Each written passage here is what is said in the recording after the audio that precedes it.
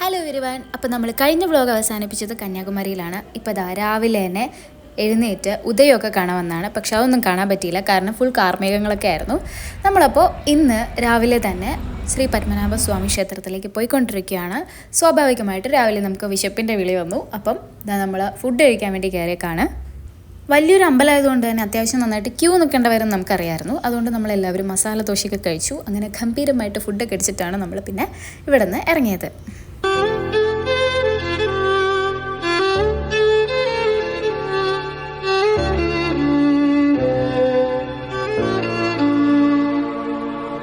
നമ്മളങ്ങനെ അമ്പലത്തിലെത്തി. നമ്മുടെ കയ്യിലുള്ള ചെരുപ്പ്, ബാഗ്, ഫോൺ അങ്ങനെയുള്ള സാധനങ്ങളൊക്കെ കൊടുക്കാൻ വേണ്ടിയിട്ട് നമ്മൾ ക്ലോക്ക് റൂമിലേക്ക് കയറുകയാണ്.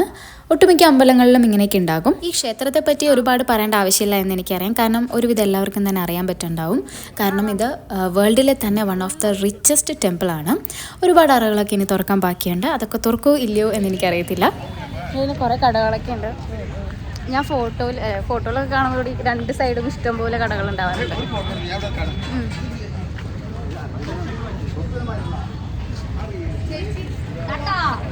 അമ്പലത്തിൻ്റെ അകത്തേക്ക് നമുക്ക് ഫോൺ എടുക്കാൻ പാടില്ല. അതാണ് നമ്മൾ അതൊക്കെ ക്ലോക്ക് റൂമിൽ കൊടുത്തത്. അതിൻ്റെ അകത്ത് അത്യാവശ്യം നല്ല സെക്യൂരിറ്റിയും ചെക്കിങ്ങും ഒക്കെ ഉണ്ട്. പിന്നെ ഇവിടെ ഒരുപാട് ടൂറിസ്റ്റുകളൊക്കെ വന്നിട്ടുണ്ട്. അപ്പോൾ കാണാത്തവരൊക്കെ ഉണ്ടെങ്കിൽ വന്ന് കാണാം എപ്പോഴെങ്കിലും. ഞാൻ ആദ്യമായിട്ടാണ് ട്രിവാൻഡ്രത്തേക്ക് ഇങ്ങനെ ഒരു ട്രിപ്പായിട്ട് വരുന്നത്. അപ്പോൾ നമ്മളങ്ങനെ അമ്പലത്തിൽ നിന്നൊക്കെ ഇറങ്ങി ലുലു മാളിൽ വന്നേക്കാണ്. അപ്പോൾ ഇതാണ് ട്രിവാൻഡ്രത്തിലെ ലുലു മാൾ. നിങ്ങൾ പലരും കണ്ടിട്ടുണ്ടാവും. ഞാനിവിടെ ആദ്യമായിട്ട് വന്നതാണ്, അതുകൊണ്ട് ഞാൻ ജസ്റ്റ് പറഞ്ഞെന്നുള്ളൂ കേട്ടോ.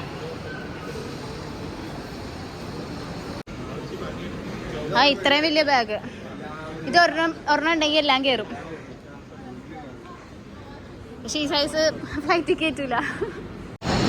ഇതെന്തോരം ഉണ്ടെന്ന് എനിക്കറിയില്ല. നമ്മളെല്ലാ സ്ഥലത്തേക്കൊന്നും പോകണില്ല. പുറത്ത് നല്ല മുട്ടൻ വെയിലായതുകൊണ്ട് കുറച്ച് നേരത്തേക്ക് നമുക്ക് എവിടെയെങ്കിലും ഒന്ന് കയറണമായിരുന്നു. ടൈം ഒന്ന് അഡ്ജസ്റ്റ് ചെയ്യാം, കാരണം നമ്മളിനി വർക്കലയ്ക്കാണ് പോകുന്നത്. അപ്പോൾ അവിടെ ഭയങ്കര വെയിലായിരിക്കും. അപ്പോൾ അതുകൊണ്ട് നമ്മൾ വൈകിട്ട് വർക്കല എത്താൻ പ്ലാൻ ചെയ്ത് ലുലു മാളിൽ കയറിയതാണ്. സോയാ, അപ്പോൾ നമ്മളിപ്പോൾ ലുലു മാളിലാണ്. മമ്മിജി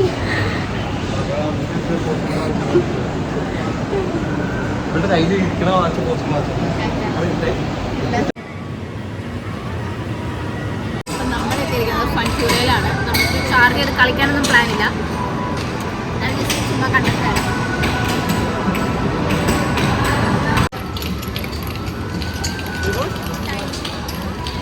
അപ്പോൾ പറഞ്ഞതുപോലെ നമുക്കങ്ങനെ റൈഡ്സിൽ കയറാൻ പ്ലാനൊന്നും ഉണ്ടായിരുന്നില്ല. അതുകൊണ്ട് നമ്മൾ ജസ്റ്റ് ഇതൊക്കെ എന്തൊക്കെയാണ് എന്ന് കാണാൻ വേണ്ടിയിട്ടാണ് നമ്മൾ കയറിയത്. ഒരുപാട് വെറൈറ്റി റൈഡ്സ് ഉണ്ട്. അതേപോലെ ഗെയിംസ് ഇഷ്ടമുള്ളവർക്ക് ഗെയിം കളിക്കാനുള്ള സ്റ്റേഷൻസ് ഒക്കെ ഉണ്ട്.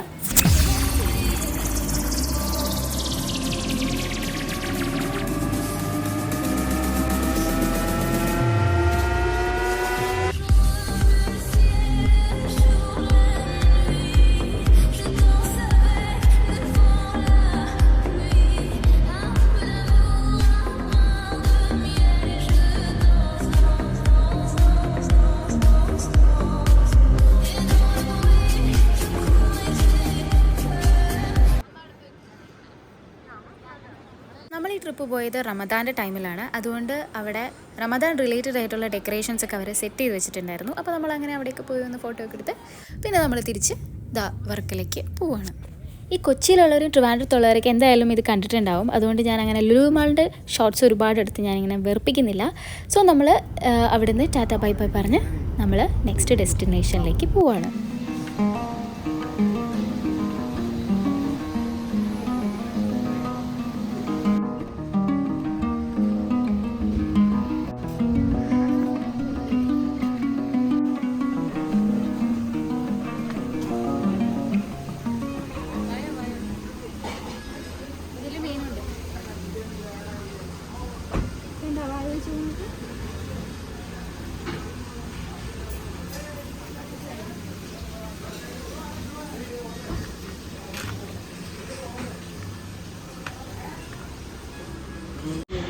അപ്പോൾ ഞങ്ങൾ വർക്കലയ്ക്ക് പോകുന്ന വഴി ഇവിടെ ഒരു റെസ്റ്റോറൻറ്റിൽ ഫുഡ് കഴിക്കാൻ കയറിയേക്കാണ്. ഇത് സീ ഫുഡ് ഐറ്റംസിനാണ് ഫേമസ് എന്ന് തോന്നുന്നു, കാരണം ഇവിടെ കുറേ ഫിഷിനൊക്കെ വെച്ചിട്ടുണ്ട്. പിന്നെ ഞങ്ങൾ മെനു നോക്കിയപ്പോഴും എത്ര രൂപയുടെ മീൻ പൊള്ളിച്ചതാണ്?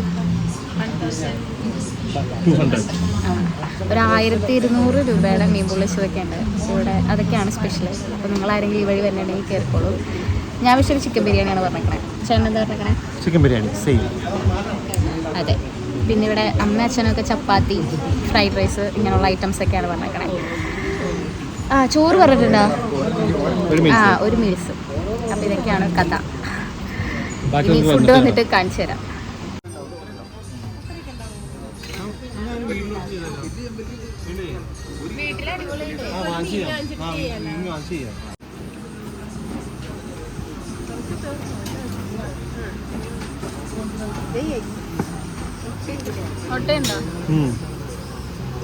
സത്യം പറഞ്ഞാൽ പുഴുങ്ങിയ മുട്ട എനിക്ക് വലിയ ഇഷ്ടമുള്ള സംഭവമൊന്നുമല്ല. പക്ഷേ ഈ ബിരിയാണി കിട്ടുമ്പോൾ നമ്മൾ ഏത് ഷോപ്പിൽ ചെന്നാലും മുട്ടയുണ്ടോ എന്ന് തപ്പുന്നത് എനിക്ക് തോന്നുന്നു അത് എല്ലാവർക്കും ഉണ്ടാവും ആ ഒരു ക്യൂരിയോസിറ്റി അല്ലേ. അപ്പോൾ നമ്മൾ ബിരിയാണി വാങ്ങിച്ചെന്താണെന്ന് വെച്ചിട്ടുണ്ടെങ്കിൽ നാട്ടിൽ വന്നിട്ട് ബിരിയാണി ഞങ്ങൾ കഴിച്ചിട്ടുണ്ടായിരുന്നില്ല. അപ്പം അച്ഛനും അമ്മയ്ക്കും ചോറും അങ്ങനെ കറികളും മീൻ കറിയും ഒക്കെ വേണമെന്നുണ്ടായിരുന്നു. അപ്പോൾ അവരത് വാങ്ങിച്ചു. അതിന് നമ്മളെല്ലാവരും കൂടെ എല്ലാം കൂടെ ഷെയർ ചെയ്ത് കഴിച്ചു.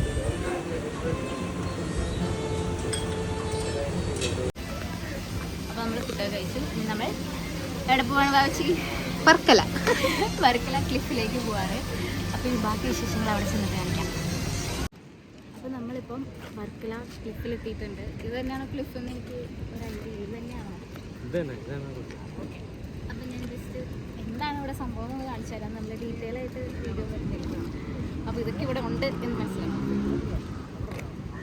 അങ്ങനെ വണ്ടിയിലിരുന്ന് ഒരു ഗംഭീരമായ ഉറക്കമൊക്കെ പാസ്സാക്കി നമ്മളങ്ങനെ വർക്കല ക്ലിഫിലെത്തിയിരിക്കുകയാണ്. അപ്പോൾ ഇതാ ഈ കാണുന്നത് അവിടുത്തെ ഒരു ബീച്ചാണ്. ഒരുപാട് ഡിസ്റ്റൻസ് ഉണ്ട് ഈ വർക്കല ക്ലിഫിന്. നമ്മൾ അതിൻ്റെ ഒരു പോർഷനിൽ എത്തിയിരിക്കുന്നതെന്നുള്ളൂ. ഇവിടെ ചെയ്യാവുന്ന ആക്ടിവിറ്റീസിൽ ഇതായി കാണുന്ന പാരാഗ്ലൈഡിംഗ് ഒക്കെ ഉണ്ട് കേട്ടോ. അത്ര വൈകിട്ടൊന്നും ആയിട്ടില്ല, അതുകൊണ്ട് അങ്ങനെ നൈറ്റ് ലൈഫും എക്സ്പീരിയൻസ് ചെയ്യാൻ പറ്റിയിട്ടില്ല.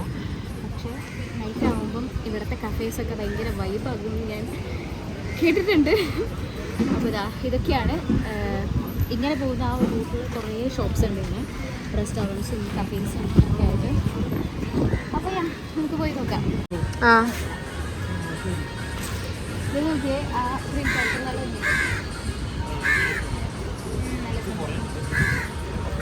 ശരിക്കും നല്ലൊരു ഗോവ. അപ്പോൾ നമ്മളിപ്പോൾ വന്നിരിക്കുന്നത് ഒരു മിനി ഗോവ എന്നൊക്കെ പറയാം. അതായത് ട്രിവാൻഡ്രത്തെ കേരളത്തിലെ ഒരു മിനി ഗോവ. ഇവിടെ ഒരുപാട് ഫോറിനേഴ്സൊക്കെ ഉണ്ട്. ആൻഡ് ഇവിടുത്തെ മെയിൻ ടൂറിസ്റ്റ് അട്രാക്ഷൻ ആവാൻ എനിക്ക് തോന്നുന്നു വലിയൊരു ഫാക്ടർ ബീച്ചാണ്. ബീച്ച് ഒരു 12 കിലോമീറ്റേഴ്സ് നമുക്ക് ബീച്ച് കിട്ടുന്നുണ്ട്. അതായത് സാൻഡ് ആയിട്ടുള്ളൊരു മണൽ തീരം പോലെ, കടൽ തീരം പോലെ ഉണ്ട്. അപ്പോൾ അതൊക്കെയാണ് കഥകൾ. ഇവിടെ നോക്കി ഒരുപാട് ഡ്രസ്സുകളൊക്കെ ഉണ്ട്. നമുക്ക് ഇപ്പോഴാണ് ഞങ്ങൾ ഡ്രസ്സ് ഒന്ന് മാച്ച് ചെയ്തത്.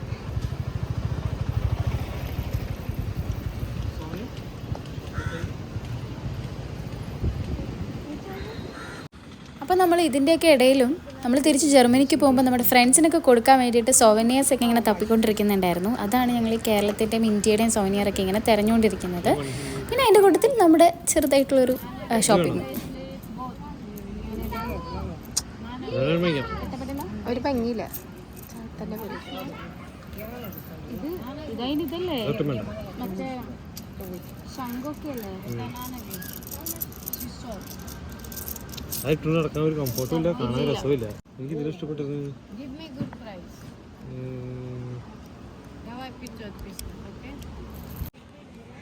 അങ്ങനത്തെ അല്ലേ ഇത്? എനിക്ക് അങ്ങനെയാണ് തോന്നുന്നത്. ആ കല്ലിന്റെ ടൈപ്പ് വേറെ മോഡൽ കിട്ടി കാണാനില്ലല്ലോ.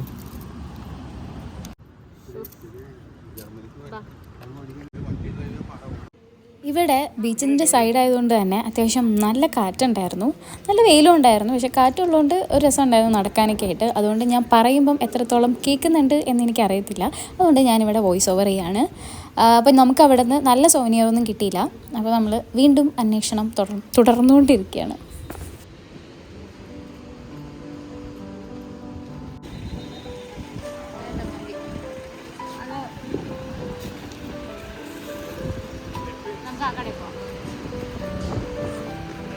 Richtig.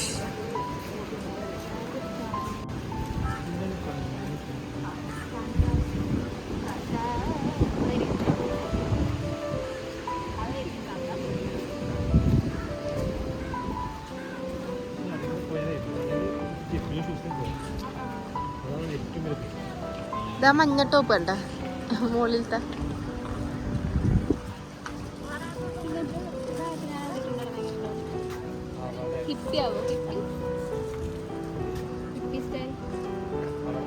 വേറെയാണ്.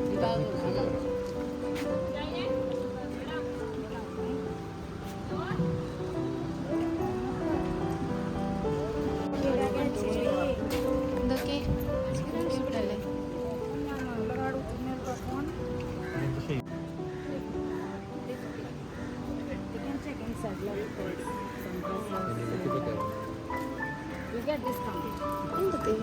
ഇംഗ്ലീഷ് മലയാളം സംസാരിക്കൂ. മലയാളം സംസാരിക്കും. അടിപൊളി.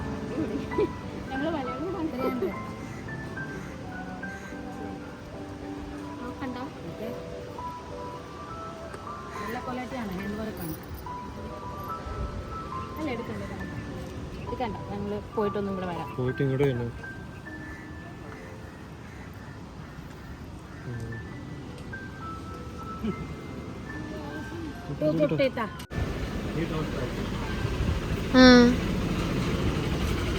മലയാളികളുടെ കടയില്ലേ? മലയാളികൾക്ക് മലയാളികളുടെ കടകളൊന്നും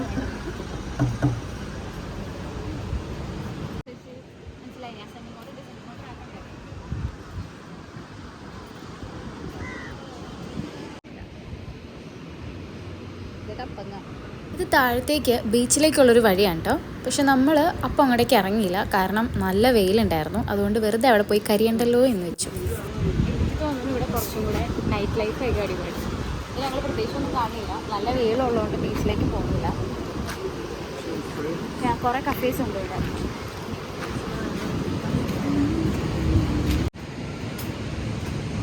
ഇവിടെ വന്നു കഴിഞ്ഞിട്ടുണ്ടെങ്കിൽ ഇഷ്ടംപോലെ സാധനങ്ങൾ വാങ്ങിക്കാനൊക്കെ ഉണ്ട്, കുറേ ഹാൻഡ് മെയ്ഡ് ആയിട്ടുള്ള ഐറ്റംസ് ഒക്കെ. പക്ഷെ നന്നായിട്ട് ബാർഗെയിൻ ചെയ്യുക, കാരണം ഇതൊരു ടൂറിസ്റ്റ് സ്പോട്ട് ആയതുകൊണ്ട് മലയാളികൾ മാത്രമല്ല ഇവിടെ ഷോപ്പ് ഇട്ടിരുന്നത്, നോർത്തിൽ നിന്നും അതെ തമിഴ്നാട്ടിൽ നിന്നും ഒക്കെ ഉണ്ട്. സോ നന്നായിട്ട് ബാർഗെയിൻ ചെയ്യാൻ ചിലപ്പോൾ നല്ല റിഡക്ഷന് നിങ്ങൾക്ക് കിട്ടും. വരെ ഈ വൈറലായിട്ടുള്ള വാക്കുകളൊക്കെ വെച്ചിട്ട് മാർക്കറ്റിംഗ് ചെയ്യൽ അത് ഒരു അടിപൊളി സംഭവമാണ് കേട്ടോ. ഞാനിപ്പോൾ ജസ്റ്റ് കണ്ടപ്പം അതൊന്നും എടുത്തെന്നുള്ളൂ. അതേപോലെ നിങ്ങളിപ്പോൾ വർക്കലേക്ക് വരുന്നത് ബസ്സിനോ ട്രെയിനിനോ ഒക്കെ ആണെങ്കിൽ, അല്ലെങ്കിൽ നിങ്ങൾ കാറ് കൊണ്ടുവന്നിട്ട് ഏതെങ്കിലും ഹോട്ടൽസിൽ പാർക്ക് ചെയ്തിട്ടുണ്ടെങ്കിൽ നിങ്ങൾക്ക് ഇവിടെ കറങ്ങാൻ വേണ്ടിയിട്ട് സ്കൂട്ടർ വാടകയ്ക്ക് എടുക്കാം. അപ്പോൾ റെൻറ്റിങ് ഓപ്ഷൻസ് ഇവിടെ ഒരുപാടുണ്ട്. അപ്പം ഞാൻ ജസ്റ്റ് അത് പറഞ്ഞെന്നുള്ളൂ. അതെ പറയൂ. ക്യാമറ ഇവിടെ കിട്ടുന്നതാണ് പറയുന്നത്. അപ്പോൾ നമുക്ക് 2 ഐസ്ക്രീം കഴിക്കാം. അതെ അതെ അതെ അതെ അതെ. അവിടെ അതെ വീട് പണി അല്ല ഹോട്ടൽ.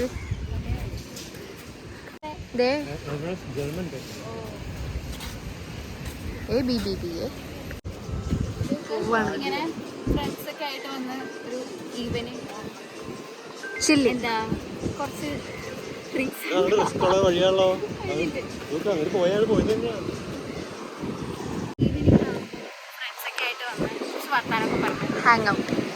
ജസ്റ്റ് ഒന്ന് ഹാങ് ഔട്ട് ചെയ്യാൻ പറ്റിയ ഒരു സ്ഥലമാണ്. ഇവിടെ കുറേ അടിപൊളി കഫേസ് ഉണ്ട് അതേപോലത്തെ. ഇപ്പം നിങ്ങൾക്ക് നോക്കിയാൽ കാണാൻ പറ്റും, അങ്ങനെ ഗ്രൂപ്പായിട്ട് ഇരിക്കാനുള്ള സെറ്റപ്പ് ഇവർ ഇവിടെ ഓൾറെഡി ചെയ്ത് വെച്ചിട്ടുണ്ട്. അഫ്കോഴ്സ് ഈ വർക്ക് ഫ്രം ഹോം ഒക്കെ ചെയ്യുന്നവർക്കും നല്ലതായിരിക്കും കേട്ടോ, കാരണം ബീച്ച് വ്യൂ കണ്ടിട്ട് പണിയെടുക്കാൻ പറ്റുന്ന അവരൊക്കെ ഉണ്ടെങ്കിൽ അത് നല്ലൊരു അടിപൊളി കാര്യമായിരിക്കും. അപ്പം ഇത്രയൊക്കെ ഞങ്ങൾ കണ്ടുള്ളൂ. പിന്നെ ഇവിടെ നല്ല വെയിലുണ്ട്, ഒന്ന് ടാൻ ആവണമെങ്കിലൊന്ന്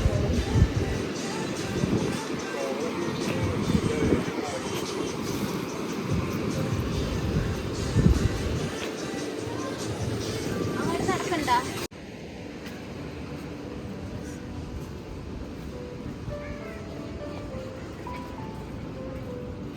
ആവശ്യിക്കാണ്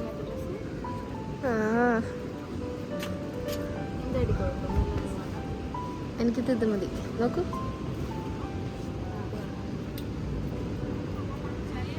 ഈ യെല്ലോയും കൊള്ളാം. ഈ കട്ടിങ് നല്ല രസമുണ്ട്.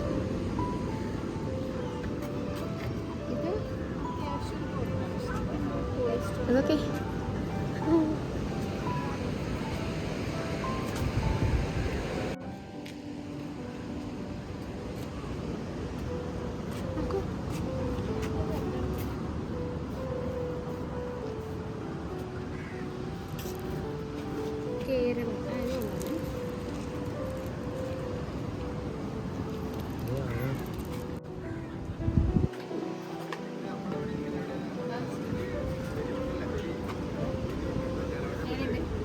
കൊള്ളാം മാച്ചിങ്.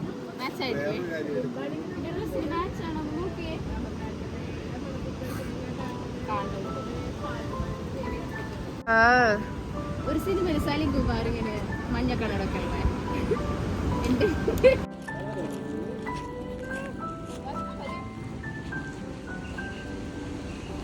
അങ്ങനെ നമ്മളുടെ നീണ്ടൊരു നടത്തൊക്കെ കഴിഞ്ഞെത്തിയപ്പോഴേക്കും ഏകദേശം ഒരു സന്ധ്യ ആവാറായി. അങ്ങനെ അസ്തമയൊന്നും ആയിട്ടില്ല, എന്നാലും നല്ല ഭംഗിയുണ്ടായിരുന്നു ആ ഒരു അറ്റ്മോസ്ഫിയർ കാണാനായിട്ട്. ബീച്ചിലും ഒരുപാട് ആൾക്കാരൊക്കെ കളിച്ചുകൊണ്ടൊക്കെ ഇരിപ്പുണ്ടായിരുന്നു. അപ്പോൾ ഈ വ്ലോഗ് എല്ലാവർക്കും ഇഷ്ടപ്പെട്ടു എന്ന് ഞാൻ വിശ്വസിക്കുന്നു. അപ്പോൾ ഇഷ്ടപ്പെട്ടിട്ടുണ്ടെങ്കിൽ എല്ലാവരും സബ്സ്ക്രൈബ് ചെയ്യുക. ഇനി നമ്മൾ ബാക്ക് ടു ജർമ്മനിയാണ്. അപ്പം നാട്ടിലത്തെ വിശേഷങ്ങളൊക്കെ അല്ലെങ്കിൽ നാട്ടിലത്തെ ട്രാവൽസൊക്കെ ഞാൻ ഈ വ്ലോഗിൽ അവസാനിപ്പിക്കുകയാണ്. അപ്പോൾ അതുവരേക്കും ചൂസ്.